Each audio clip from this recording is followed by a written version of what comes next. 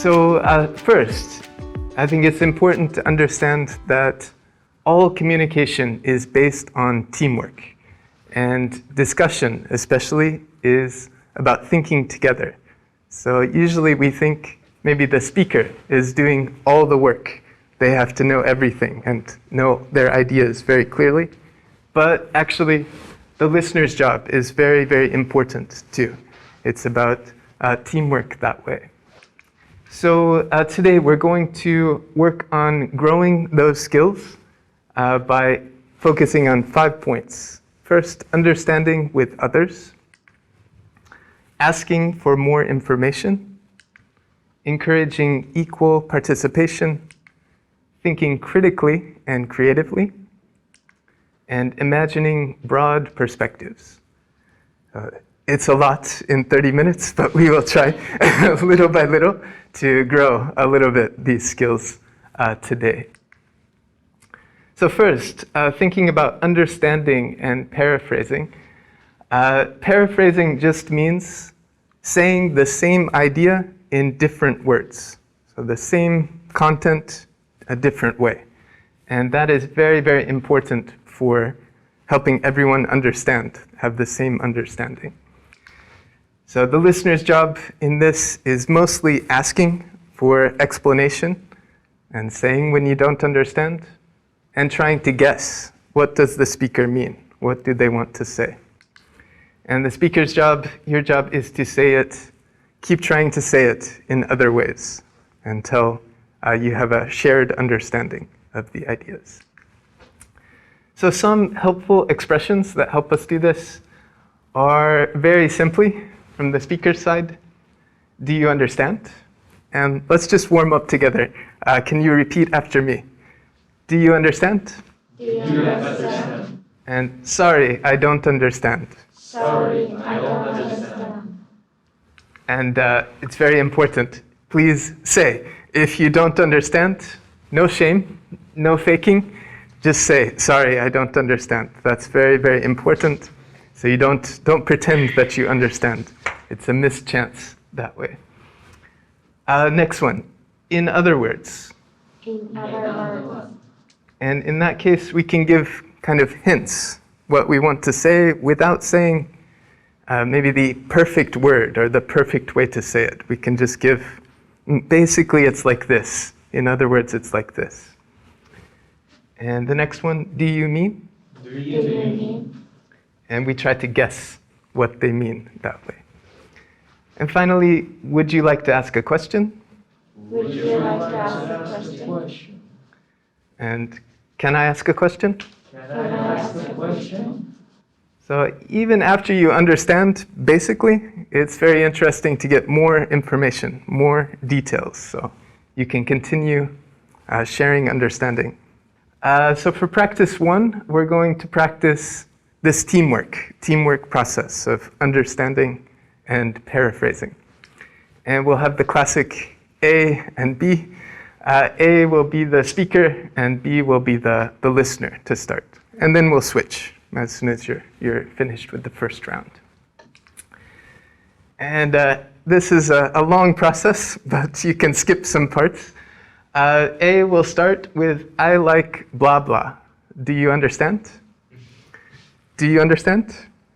No, of course not. Blah, blah is no meaning. It's a secret meaning. It's like nani nani or honyarara, something like that with no clear meaning. So of course, the listener, you have to admit, sorry, I don't understand.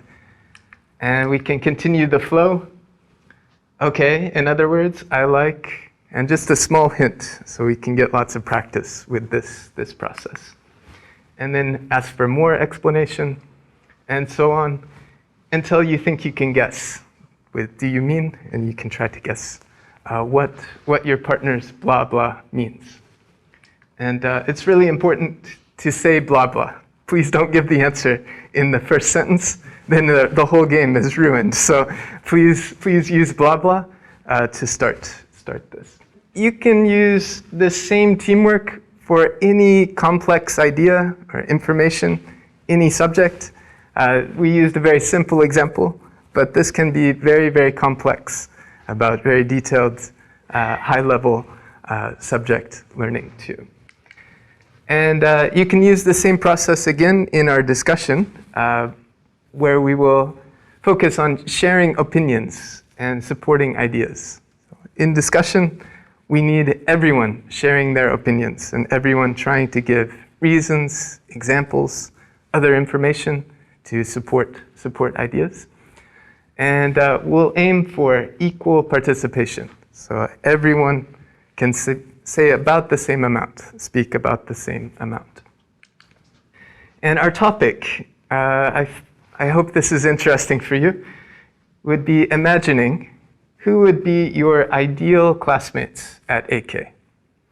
More specifically, I want to know what you imagine they would do. What would your perfect Eikei classmates do? And I have 5 ideas of maybe good things, good actions, good behaviors that classmates do. And I'd like you to rank them, first of all. So those are on your paper, kind of in the middle of this paper. Rank from number 1, most important, 2, second most important, 3, 4, 5. And all of these are very good actions, good behaviors. So it's very difficult to choose. So just choose quickly. Don't think about it too much. Choose quickly, and you can change your mind later. So the first one is cheer on others. Encouraging your classmates, or the other classmates would encourage you. The second, help others laugh and have fun. Make the atmosphere light, playful. Challenge, teach and challenge others. Show respect and care for everyone. And finally, communicate. Actively communicate outside of class. Not only in class, but outside of class also. So please write on your paper 1, 2, 3, 4, 5. You're very fast ranking.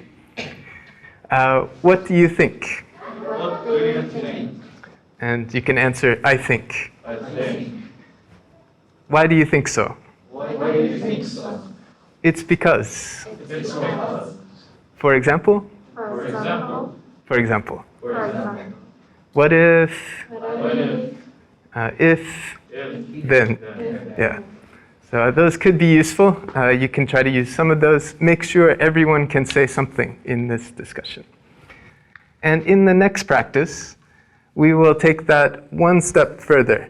So not only your classmates' different perspectives, but imagining other types of people's perspectives and points of view, in addition to your classmates. And for this involves critical and creative thinking, and it's important to develop a broad point of view, a broad perspective, a global perspective. By the way, what about this point of view? What would a teacher think a good university student should do? Obeying the rules. Obey the rules. Maybe she's a very strict teacher. Do the homework, obey the rules, yeah. So we can imagine maybe this teacher has those ideas about this topic. So some of the perspectives are quite strange, like a virus's point of view, or a dog's, or a kappa. So you can use your imagination. Some of them they don't need to be all serious ideas. So this is just warming up with different points of view. What should good university students do? Gravity don't gravity means don't fly outside. So we can walk. Okay, so I'm gonna ask you he don't feel anything, so he should move.